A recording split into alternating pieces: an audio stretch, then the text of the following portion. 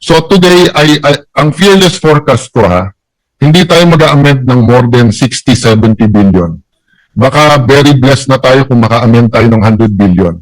So ang point ko lang, kung yung 80%, 400 billion, hindi natin alam kung sino nag-propose. So nasagot naman ni Chairman kung sino nag-approve. So ang nag-recommend TWG, tapos ang nag-approve Vice Chairman, Chairman. But I'm saying member ako ng committee there was no notice na magbobotohan or kung paano itong gagawin. Committee report na lang. So what I'm saying, Senator Soto, is that SP, yes, there are reforms, and I acknowledge that. Hindi ko sinasabing hilaw yung reforms. I don't want the media to get me wrong. I'm saying, kung magre-reform na rin tayo, itodo na rin natin. Diba? Kasi kung sasabihin natin dito kung ano yung individual, tapos 50, 100 billion, pero yung 400 billion, and by the way, Mr. Chairman, I don't envy your job kasi mahirap. Okay? But it will do well for our country. Practice din to for BICAM Diba? So in the same manner that there are people who want change, there are people who want the same. Pagdating sa BICAM, ganun din. Diba? So, in another world, if I move, bumalik tayo sa NEP, at yung nagpalit ng 400 billion, isa-isang tumayo at magsabi, then they justify. Then we have complete transparency. Of course, I won't do that because I don't want to reverse the work you've done for not only 20 days, 20 days since you sponsored. But before that, 2 months ka na nag-hearing, di ba? Tama ba? Mga 2 months more or less na nag-hearing. 90 days po. 90 days, so 3 months na nag-hearing, di ba? But I just pointing out that it seems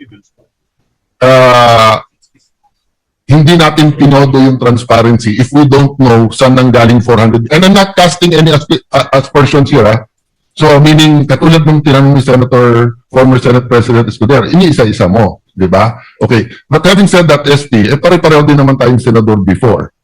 So every budget, we try a little bit of reforms. But now, the environment is perfect, di ba? For totally changing the system.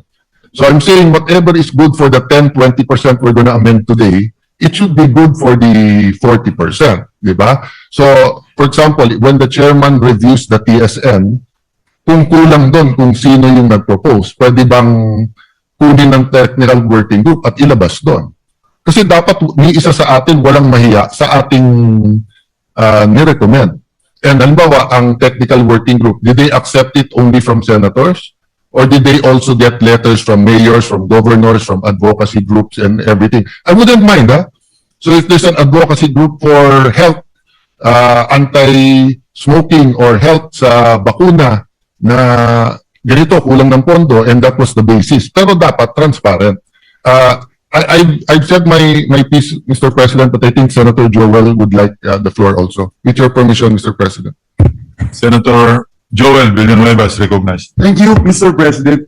We just like to put on record, Mr. President, that we support the initiative of the chairman, that everything else will now become part of the individual amendments. But I also wanted to put on record my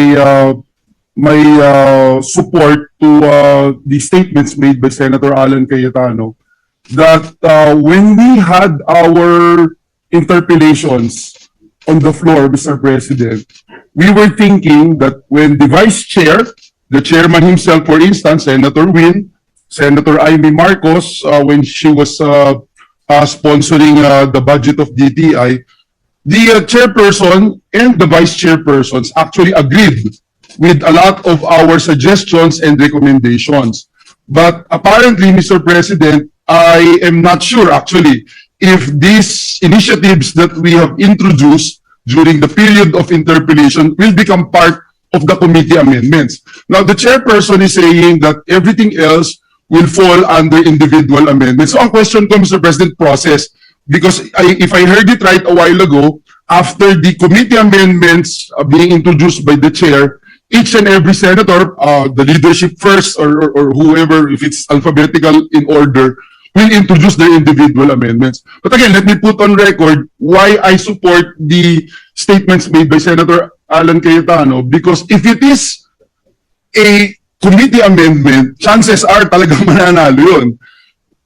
And support my statements, Mr. President, during the interpellations, the vice chairpersons, including the chairman of the Senate Committee on Finance, actually agreed during the period of interpellation. But if it will not be part of the committee amendments, then it becomes individual amendments. What would happen? Would it be per senator, alphabetical order, etc.? But at the same time, I'm also thinking, is it part of the committee amendments that the chair will introduce right now, Mr. President? Well, since this is a appropriations measure, the committee report is the committee amendments because it amended the general appropriations bill. Yes. So that is the process. And admittedly, during marami hong tayong doon sa plenary debates, marami pong mga gustong madagdagan or mabawasan. That will come now in the form of individual amendments. So, Okay. yun po yung... So that's clear, Your Honor, distinguished colleague, Mr. President. But, Mr. President, what are you going to introduce now? Is it your individual amendments or committee amendments, Mr. President? the senators' individual amendments. So you're no longer introducing committee amendments based on what happened during the interpellations? Wala Is na that po, correct? kasi the committee report is the committee amendments. Because this is The committee amendments prior to the interpellations on the floor? yes, correct. Thank you. But we had, if you remember, we have also had some briefings that almost 90-day, almost two to 3 months of briefings. So doon pa lang marami na rin po tayong Again, thank you, Mr. President. Let me close by saying that when we introduce or interpolate the budget of different agencies, the vice chairpersons, the chairman himself agreed in so many ways about our initiatives, our recommendations, and unfortunately, Mr. President, it will go in the category of individual amendments, and chances are it might, or I don't know the chances of being voted down or being carried by the committee. Thank you, Mr. Chairman. Thank you, Senator Villanueva. Majority Leader. Thank you, Mr. President. Mr. President, just for clarity, and I think I understand the query of our distinguished minority floor leader. In the previous Congresses, the committee chairman would also, with due respect to our chairman, would already read the difference between the HGAB and our final version. And the difference, of course, would be on the amounts that the committee has amended as committee amendments. Siguro, for clarity, the good chairman will agree. We'll just distinguish the major amendments that he made in the committee report so that we know. I think that also answers the query of the good gentleman from Bulacan, because he might be proposing amendments that are already there. Yes. Is that correct? Yeah, so he might be proposing amendments that are already in the committee report. Maybe I can ask for a minute suspension, Mr. President, so that the chairperson will probably look at his records. Before we suspend, Senator Robin Hood Padilla, may have the floor. Yes, thank you, Mr. President. Before I make the motion to suspend. Maraming salamat po, Ginoong Pangulo.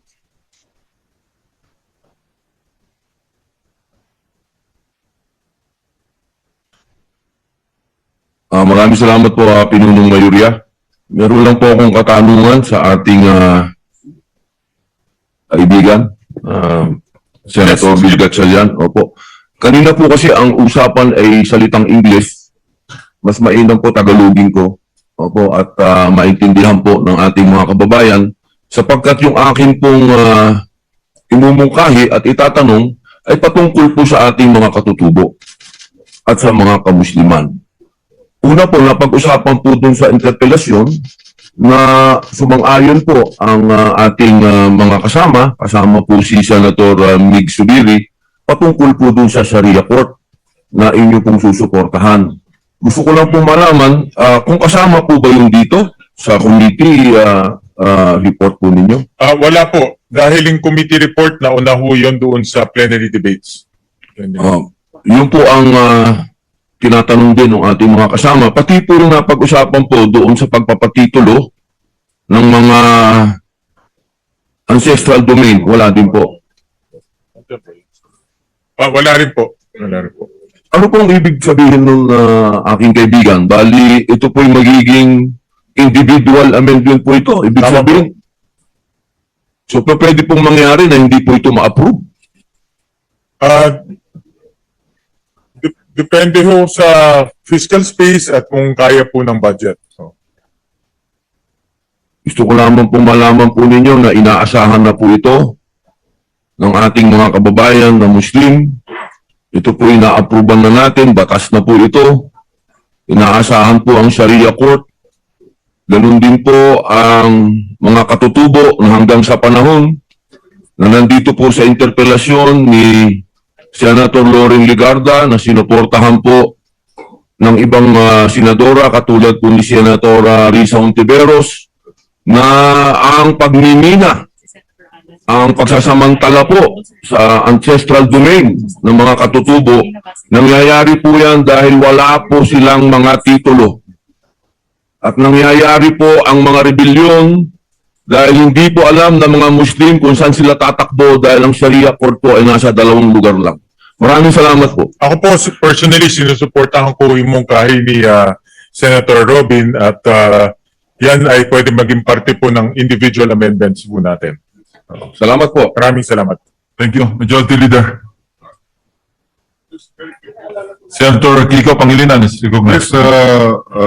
Dadagdagan ko lang yung puntong nabanggit ni Senator Gatchalian at bilang pagsagot doon sa katanungan ni Senator Padilla bilang subcommittee chairman ng subcommittee J, tayo po ang tumalakay sa judiciary budget at doon tinanong ni Senator Robin Hood Padilla yung usapin po ng dagdag na budget para sa Sharia.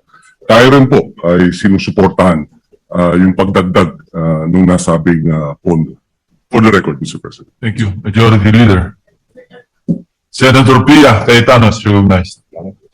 Mr. President, I share the concern of Senator Padilla, but this is the reality of lawmaking, including the budget process.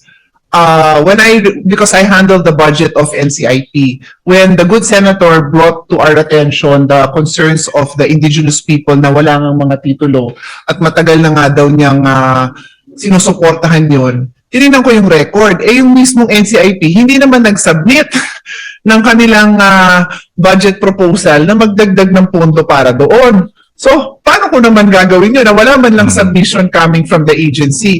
At sinabi natin to on record during the plenary debate. So, sabi ko kay Senator Robin na napakaganda ng concern nyo. The indigenous people are blessed to have a supporter like you. Pero the agency has to do their job because we cannot invent these figures if wala namang pinopropose. They did not do it in a timely manner, Mr. President. So I suggested to His Honor, pwede kayong mag-submit ng amendment because I'm sure the chairman will accommodate a very reasonable request such as that, Mr. President. So for the record, Senator Padilla. Opo, maraming salamat po. Napakaganda pong mungkahi. Ang akin lamang pong pinapaliwanag, tayo po ay nandirito na. At tayo po ay nakapakinig po sa nangyaring interpelasyon na ginawa po ni Senator Loren Legarda na patungkol po sa patuloy na pagsira ng kalikasan at ginagamit po ang mga lupa ng ating mga katutubo. Kaya po ako nakiusap na kung gusto po nating marisolba itong kaguluhan na ito, at ito pa po ang dahilan ngayon kung bakit nagkakaroon pa ng mga recruitment po uli ng mga rebelde dahil po dito sa pagsisimula uli ng pagsasamantala sa mga lupa po ng ating mga katutubo. Andito na po tayo eh.